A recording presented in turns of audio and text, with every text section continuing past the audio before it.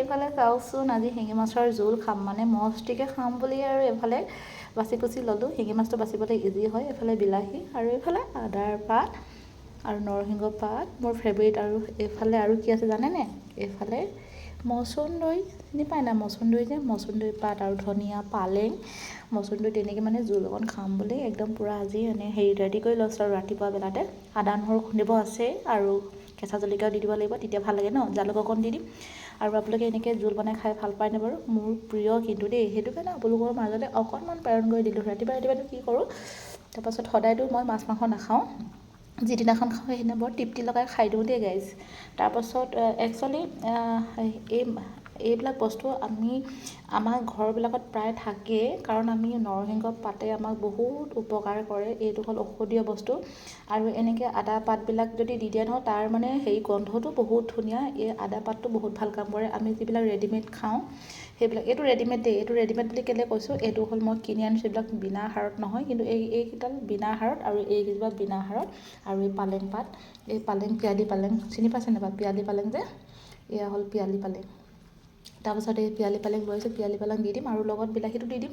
পিয়ালি পালেং বেছিকেইডাল নহয়, তাৰপৰা অকল ধনিয়াকেইডালহে কিনি আনিছোঁ, মাছ কিনি আনিছোঁ, বিলাহী কিনি আনিছোঁ, অকল ঘৰুৱা বস্তু। এই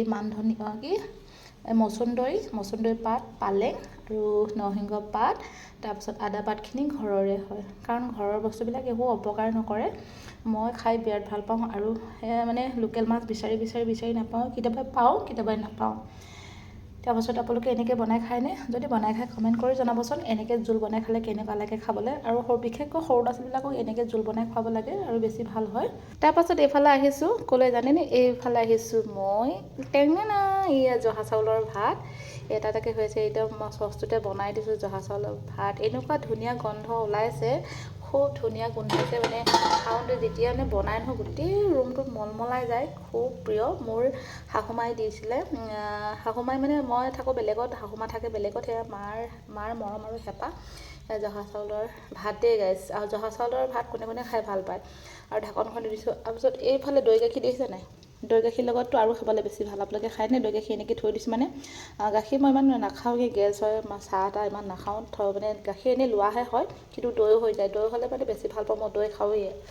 তাৰপাছত আৰু সেয়াহে আৰু দেখুৱাই দিলোঁ আপোনালোকক, দেখিছে নাই? সেয়া মই যে কৈছিলোঁ প্ৰিয় ঘৰৰে নৰসিংহ পাত বুলি, এইজোপা পাত নিছিলোঁ এটা ঠাল, মানে সৰু গছজোপা বেছি ডাঙৰ নহয়, সেইটো কাৰণে এটালৈ লৈ গৈছিলোঁ।